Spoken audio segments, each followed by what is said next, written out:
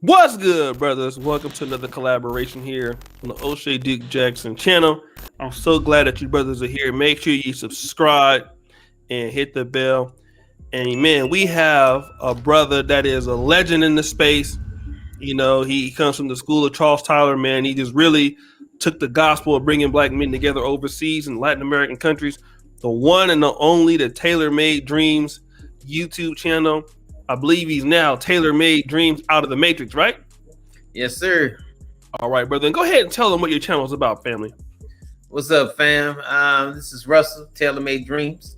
My channel is basically just letting brothers know, well, brothers and sisters, because I'm starting to get a nice following of our beautiful sisters. Letting black people know, man, that they got other options. That whole lie about America being the all in all. This is the place you want to retire. This place you want to make your money. It's all of myth, as I'm quite sure with a lot of current events have proven. So, I want to give brother options. I want, so my channel is telling brothers that you can set up a bank account overseas, that you can own a car overseas, you can buy a house, you can buy a condo, all in your name. You don't have to put it in somebody else's name. You can get residencies that, there are tax breaks when you do become a resident of another country. Just trying to make sure that they know all the amenities that they can have in another country, and most of all, live a life that they feel free. And when they asked the great Nina Simone, the jazz singer, what did she mean? What did she mean by when she says she want to live in freedom? She says freedom is not to live in fear. The one thing I do not have living in Dominican Republic is fear. I don't worry about the cops. My heart don't jump out. If I have an interaction with the police, I don't break a sweat. To me, it's like having a conversation with another person. I know I'm not gonna get thrown on the ground. There ain't nobody pulling out guns and shit like that. They don't even put you in handcuffs half the time. If they're going to arrest you, they're gonna be follow me. You do your thing. So it's about respect and letting people know that there are other people and other countries out there that'll treat you with the respect. So that's what my channel is about. All right, and really appreciate you taking the time to come on. I know it was impromptu. Let me know, because for some people who might know you, what got you to traveling to, or what made you go, want to resettle in the Dominican Republic in the first place? I got a little history with Dominican Republic. I adopted my daughter here many years ago, and I fell in love with the people, fell in love with the culture, the food. And so, I thought I had a stake here. My daughter passed away several years ago, and I still had that love for Dominican food. I still had that love for the people, but most of all, I had that love for the freedom that I feel when I'm here that I do not feel when I'm in the U.S. And so I decided to branch out on the North Coast, because I was going to Santo Domingo, Santiago all the time. So I just decided to go a little further north. And when I found this city called Sosua, man, I damn near lost my mind. Whew, it was something else, brother. It was like finding Fantasy Island. What? Oh my goodness.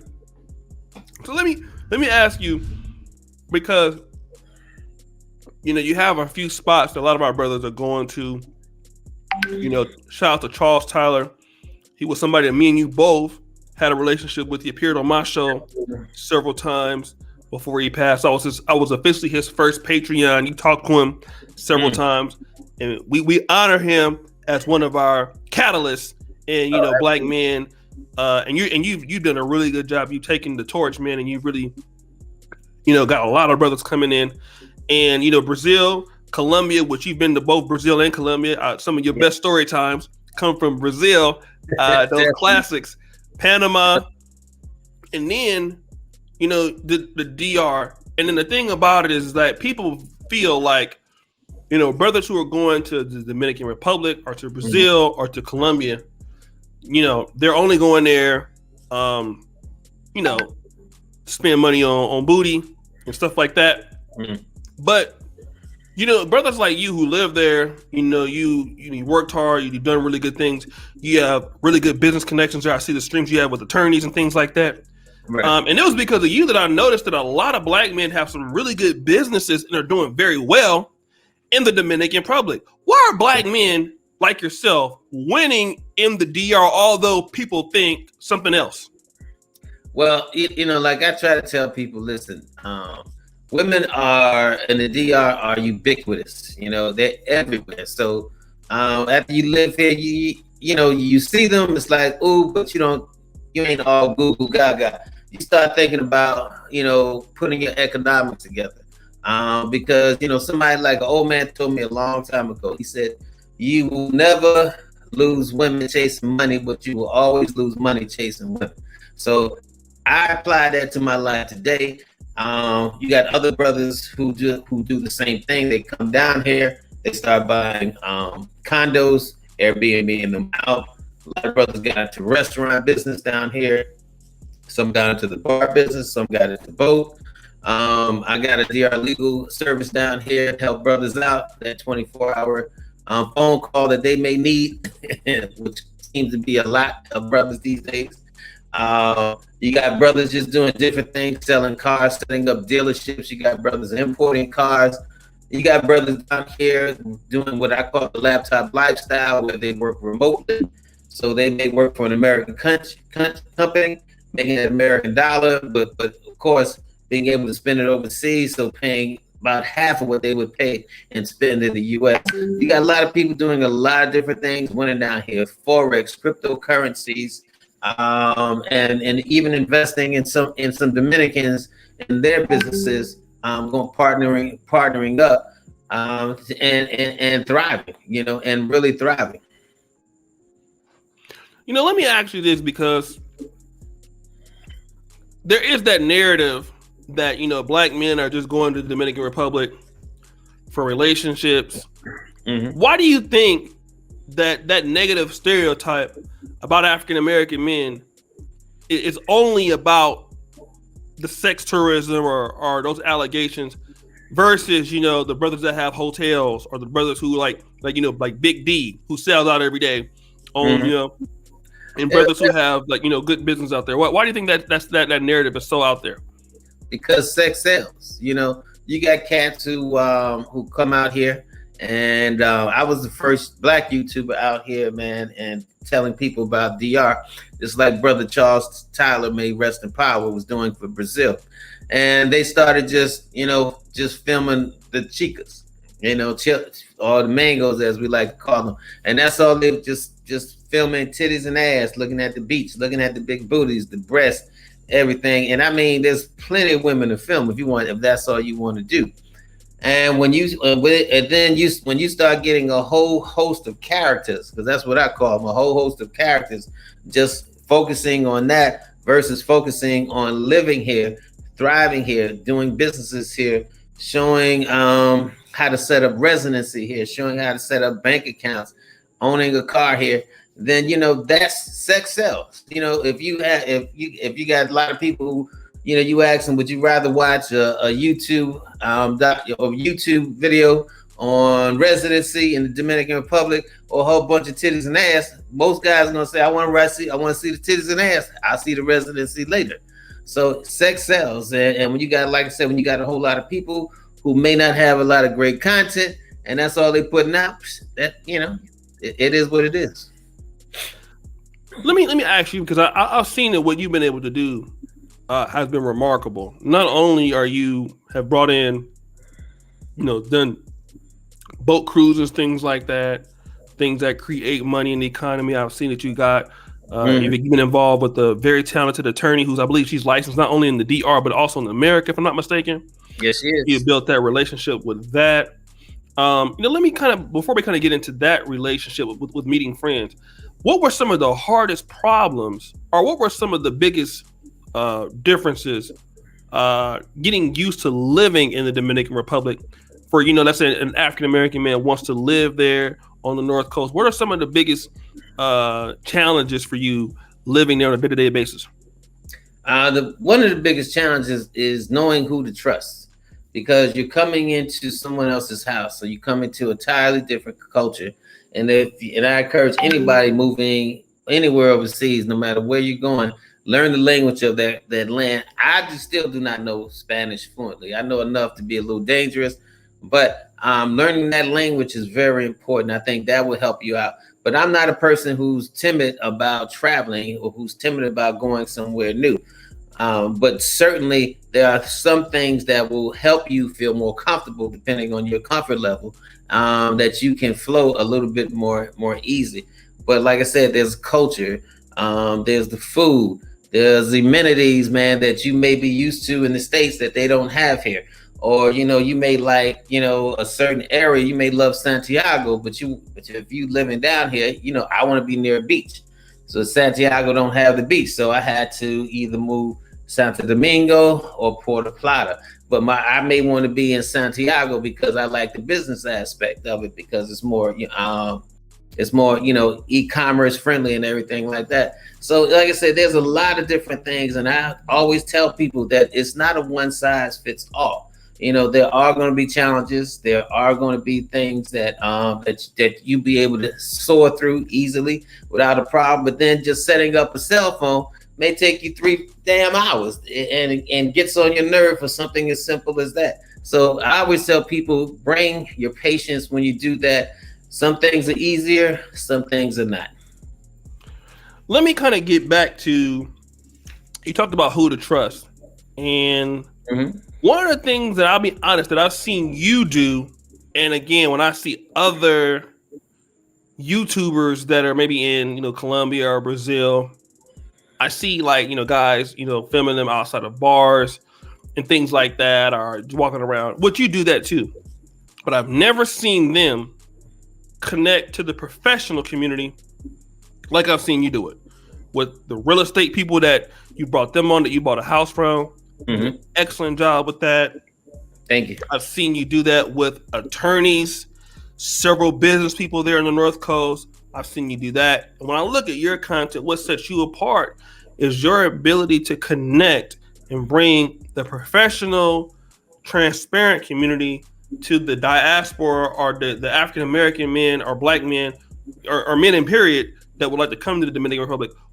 How were you able to connect to the professional community, and what tips can you give to black men that want to connect to professional Dominicans or to the professional community to do things in the DR? Well, I try to do the same thing that I do in the United States. I mean, even in the US, I have a lot of friends who are professionals. I don't have a lot of hood rats and excuse the word, but I don't have a lot of hood rats and their friends in the US. So I don't want them in Dominican Republic. And I think when people see my program and see what I'm trying to show people about investing in DR, that turns people on, especially the business community. So when I approach an attorney, I say, well, hey, I got a YouTube channel, you may like it. And they start doing their investigating, seeing what I'm doing with the orphanage, helping out the kids. They want to attract people like that to the country. So down here, I got a lot of doctor friends, lawyer friends. I know too many damn lawyers, tell you the truth. Real estate people, developers. In the US, I got doctors, friends, lawyer friends, and everything. So like I said, it's that energy you put out is what you'll get back and attract. Let me ask you this, because we have talented African Americans such as yourself that come to DR. Yeah. And unfortunately, we have brothers that are not so talented and skilled, and they're out there. You have one situation for one guy. We all know who he is, that got arrested, for whatever he was accused of doing in another country. But how do you deal? Because sometimes I know that expats, from the black community can come into places. You have problems with certain people. Right. How do you handle expat drama? And I know it happens in all the communities. It happens in Ghana. It's really happening in Ghana. It happens in Colombia. It happens in Brazil. It happens in DR. So how do you manage that? And what aspects, are making a bad representation of African American men in the DR? And how do you kind of manage, the bad apples in the bunch? Yeah. Well, first of all, I can't manage anybody but myself. Right. But the way I maneuver around them, man, is I don't give them no energy. like I had cats down here who are doing YouTube, and I think they just do content, and they've asked to be on my show, and I said no. They've asked me to come on their show. I said no.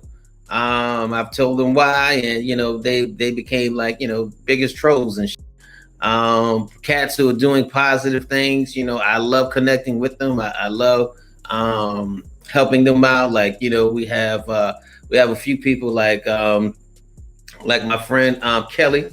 She lives in La Serena. She's showing the female side of living in DR as a single Black woman raising a son. You got other people, man, doing great things. I know even in Colombia, Brother Ace, how he broke out and everything. So huge. So, and I remember when I put Ace on my show, man, he didn't even have 1,000 followers, and I said we're gonna get you to 1,000 followers, and now the brother blew up. But it's just about connecting with those who got positive energy, and for those who don't, karma's gonna take care of them. So I don't worry about it. But it's just about connecting with positive people. And right now, man, I'm 59. Well, I'm 58 years old. I'll be 59 on my birthday. And man, listen, I ain't got time to run around with these goddamn kids and so if want to be out there and showing their ass and going crazy and everything, that's fine. But I know other people, man, looking for a relief. Looking for another option, because sometimes you feel like you just can't breathe and you're losing your mind. And that's what I'm trying to show people. That's that side, that aspect, that you can come down here and connect with the professional community of Dominican Republic and make things happen. Let me ask you this, because you used to have, because people don't know, this is like your second channel. Your first channel was really booming, and you was like, man, I'm tired of YouTube. I'm gonna shut it down. And so you did that, but I just got tired of doing it, man. It was overwhelming, honestly, because I'm not from a background where I'm in the limelight, Right. So when it was just happening, just really, really fast. Too fast, yeah. Too fast, and people stopping you in the street and all that kind of stuff. Man, it was crazy. It was absolutely crazy, man. So. I couldn't even eat by myself, man. It was like people coming up to you. So I shut it down for a year, man. But it seemed like when I shut it down, it didn't do anything different. So they still knew you. I kept seeing you in other people's videos. Yeah. I was like, well, that's Taylor Made.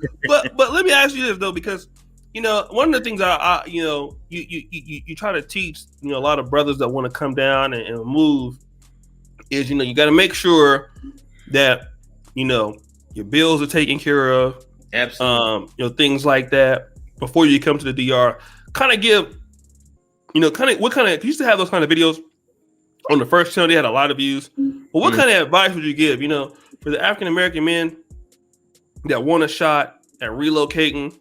What would you they need to do? Some things they need to set in motion, in your opinion, to come to the DR, and what kind of things should they clear in the States before making that move to the DR?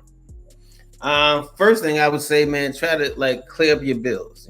Try to clear up just try to, except if you old cat like me, you can say if you got a retirement coming in and everything. But clear up your bills. Start downsizing. I would do that. Start clearing out stuff. Start whatever you want to get rid of, whatever you want to give away, whatever you want to split with the kids. Start doing that out a year early.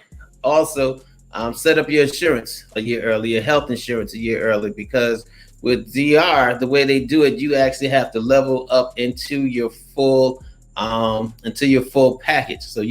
So let's say if you break your arm and you only had your insurance for 2 months. You may have to pay 2,000 pesos, which is, equivalent to maybe $40, versus in your 12th month, you may pay 200 pesos, which is equivalent of $4. So I would do that. Start setting up your bank account over here. Start stashing away a little money. If you want, you can also do what I did. What I did was I purchased a condo down here because I wanted to have a place to live while I was coming down and bringing stuff, bringing clothes, bringing different items from America, stashing it. and the cupboards and everything, and then renting it out when I wasn't here, so that can be a source of income. But start preparing at least a year out. Start downsizing. Start getting your stuff together. If you want to drive, you got to know that that you can't bring a car over here if you want to bring your own car over here, unless it's 5 years or better. 5 years, 4 years, 3 years, whatever. But it can't be older than 5 years. So start learning about some of the things that you're gonna need to do to set yourself up here, so that when you come down here, it's just seamless. It's just natural and it's seamless. Let's talk a little bit about, because a lot of brothers always ask about, bank accounts and residency. And I know that you have an attorney or maybe a company that can help guys do stuff like that. Right. How hard is it to do? What is something that a brother needs to do? Because, obviously some people do it especially in Africa, right. They come and they overstay their visa and try to leave and come back. They do it like that. What's the correct way that a brother would need to get residency in the DR and go about getting a bank account? Okay. Two things. Well, one, in the DR, if you do an overstay, you don't have to worry about getting kicked out of the country, or when you leave that they say, hey, listen, you overstay, you can't come back here for 2 years like in Thailand or Bali or somewhere. If DR is very relaxed with that, so if you overstay, they're gonna charge you a exit fee on your way out. But when you get ready to come back, and whether it's 2 weeks, 2 days, 2 months, you're welcome back in the country with open arms. As far as residency, you start your residency over there. You start filling out the paperwork. You can go online, go to the consulate, and they got a whole series of steps you need to take in order to start preparing for your residency. Setting up a bank account is fairly easy. You need a passport, driver license, a reference letter from your bank. Just tell your bank that you setting up an account overseas, and they'll know what to put on the reference letter, and 3 statements. And you need somebody who is familiar with that bank. So like cats come down here and say, hey, T, can you walk me in the bank? I walk somebody in the bank. This is a friend of mine. We have a relationship. I have a relationship with the bank, and it's not a problem. Easy setup. They can normally do it in 1 to 2 days.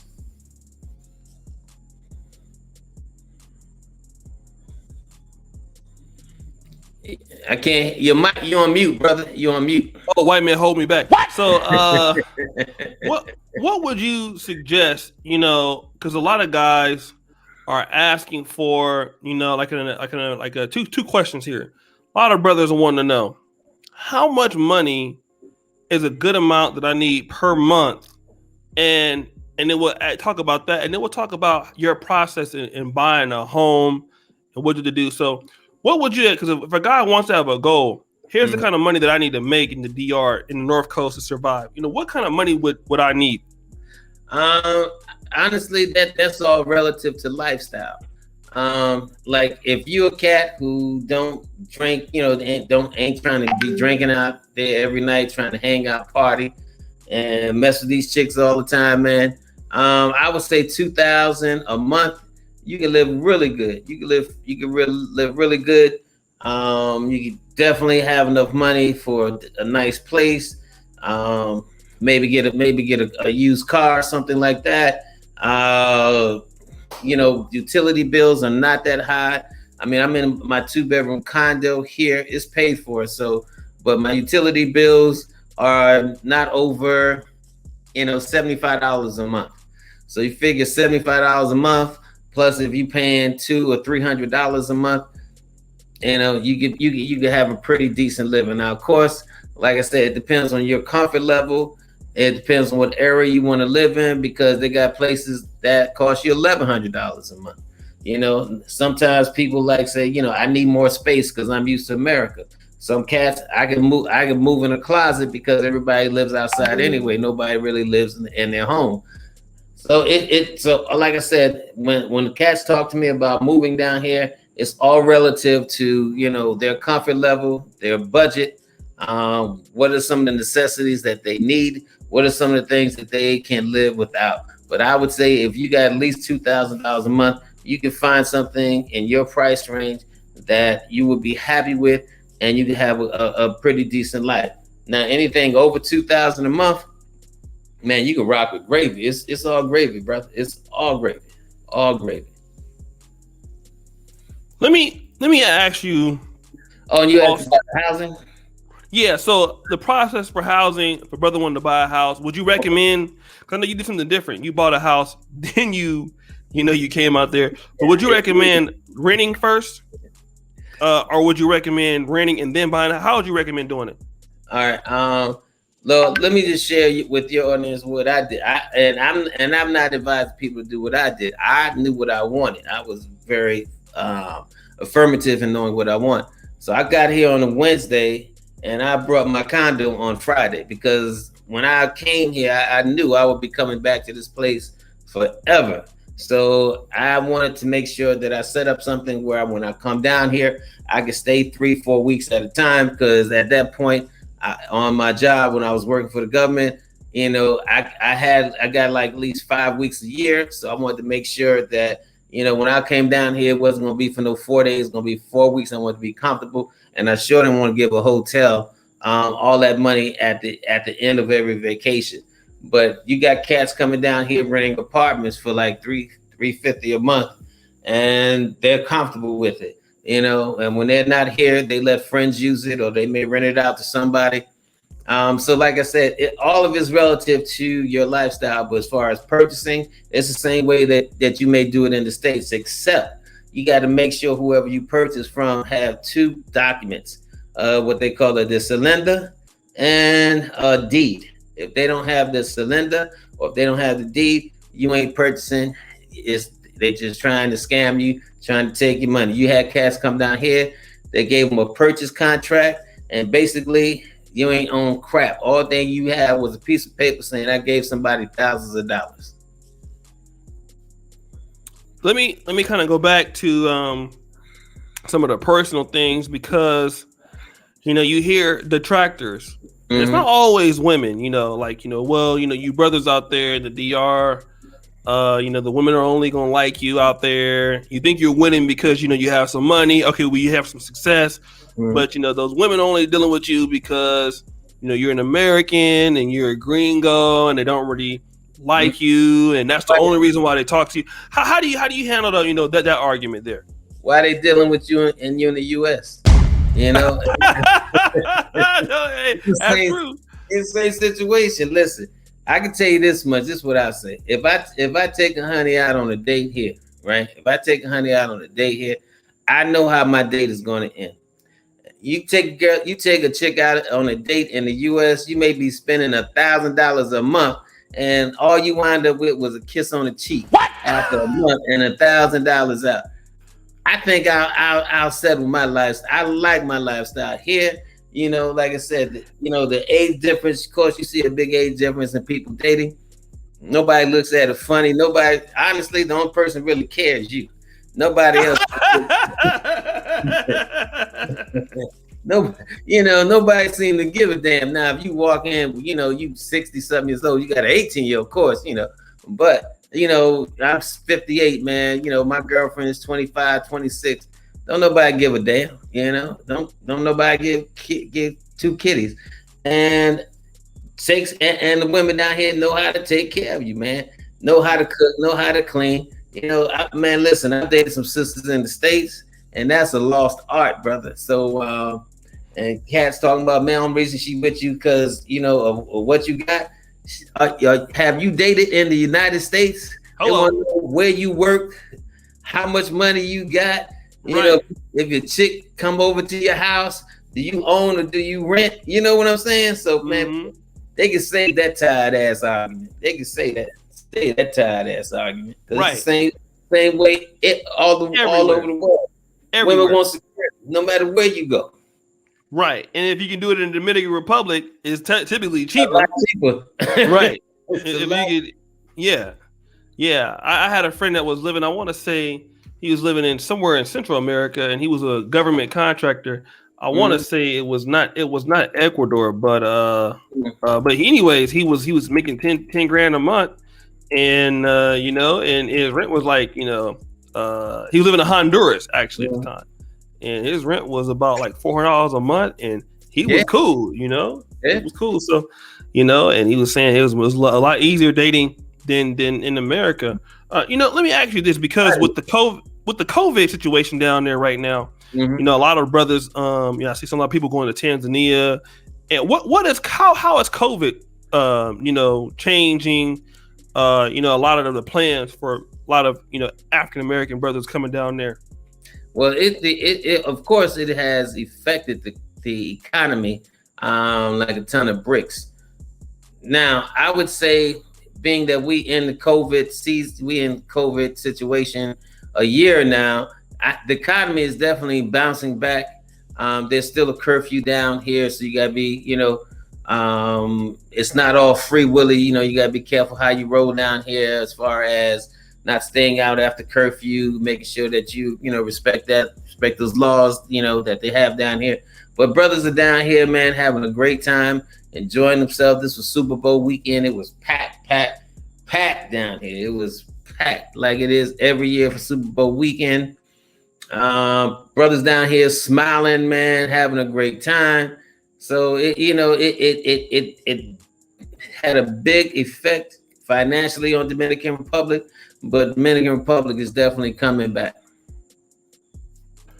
Let me talk about this last question, because a lot of brothers, you know, will say, or people will say, you know, Dominican Republic, you know, there's some people that might discriminate against, you know, black people there, and brothers are African Americans that might have a business, you know, people might have some sort of discrimination towards them because they're black. How are African American business owners treated in comparisons to, like, you know, I know a lot of Germans are there. You have people that are from Russia. You know, do you think there's a discrimination from African American business owners in comparisons to other business owners from other parts of the world? No, I have not heard that from, and I know quite a few black business owners from America, and I have not heard that at all. Now I'll be honest and say I have seen an incident with a Haitian-owned business where they had like the Haitian flag displayed, and Dominican police came in and just basically, you know, ripped the flag down. They didn't want it displayed. But outside of that, no, I have not seen or heard about any African Americans, you know, being treated any differently. Matter of fact, they treat you probably a little bit better because they think you got a little bit of money. Like I said, you feel very free about driving around, going into any neighborhood, going to most exclusive stores and the mall in Santiago or Santo Domingo. Nobody, you know, is looking at you weird or thinking you don't belong there or not. I mean, no incidents like that, man. Absolutely none that I've seen. Like I said, I have seen 1 or 2 incidents with my Haitian brothers and sisters, but not to the effect where they were thrown on the ground, they were shot. You know, they would have somebody step on their neck for 8 minutes and 46 seconds. So, you know, no, I almost feel like I got my gringo privilege card. Okay. So let me do this, man, because, you know, thank you for coming on, General. For those people who want to come over to your channel, what kind of content can they expect from, you know, the TaylorMadeDreams and the Matrix channel? What can they, you know, what kind of things can they do? What they think that they will get, you know, information from you? Well, a lot of my channel right now, we kind of changing the platform this year, so we're talking about a lot. But now we're talking about finances. Last year, I gave out a couple of stock tips. By no way am I a financial planner or anything like that, or I got a long portfolio with, you know, choosing stocks for other people. But, you know, I've done well for myself. So, and we're trying to, like I said, create that laptop lifestyle, because I think with COVID and the ex-former president, that combination has created a lot of remote positions and jobs and opportunities that I try to encourage people to take advantage of. So like I said, we're talking about cryptocurrency, you know, because they got a Bitcoin bank here in Puerto Plata. We'll be talking about, be giving weekly updates. I call them my Sasua updates, talking about what's happening around town when people coming down here vacationing, places to go, things to do, opportunities that may be out there. Like one time there was somebody selling their small little beachfront for $12,000 right there on the beach on the Malecon in Puerto Plata. And I told cats, hey, they only want $12,000 for it. Somebody came down here, flew down here, gave them the information, and they brought the beach. I mean, they not brought the beach, but I mean brought that beachfront bar for $12,000. So we, wow, yeah. So we're giving people opportunities. We're trying to encourage people, let them know, especially people in that retirement age and stage. We have an expat chat group where we all get together. Now, maybe not all the time, but we got cats who walk together, cats who eat breakfast together, cats who exercise. We always do something together around the holidays. So you never feel by yourself. There's always a camaraderie. We got single women in the group. We got married couples in the group. So there's a little mix for everything. So let people know that if they do decide to take that plunge, make that move, that they can find somebody within that expat community, in this Black community, that they can have some sort of coalescing with and enjoy. And like I said, we do wellness checks on each other. If we don't hear from a certain brother or sister for a while, somebody will be knocking at that door to make sure that they're okay. So it's a beautiful thing, man. I love it. All right, well, brother, I mean, I've seen you do a resurrection. You killed your channel, and then you came back again. So I'm glad to have you here. And guys, make sure you go to the first comment pinned to the top. TaylorMadeDreams, the legend himself, man. He's done a lot to unify a lot of Black men and Black people. I know there's going to be Nairobi. Tell them a little bit about Nairobi Village. It's going to be happening out there. Yeah, well, we got together with this 20 of us got together, man. We're putting up $20,000 a piece to actually buy some land, buy some property. We want to do what we call building Nairobi Village. We had a rich thrown into those plans a week ago, because even with the 200,000, 20 people times 20,000, 200,000, you still can't buy the type of land mass that we would need to do it. So we are we got a meeting on Sunday to get together to kind of regroup and see what we can do. Maybe we can start with some smaller projects and then work our way up to some bigger projects. So that's where we're at now. But everybody is still on board to do something. We're still working together, man. So it's a beautiful thing to see 20 Black people, man, pooling that kind of money together and making things happen. All right. And so, brothers, make sure you go ahead and subscribe. TaylorMadeDreams, Out of the Matrix. Really glad to have the brother on. And make sure you go and check out this channel. Subscribe at the bell. And as you know, the buffoonery remains at an all-time high. I'm out.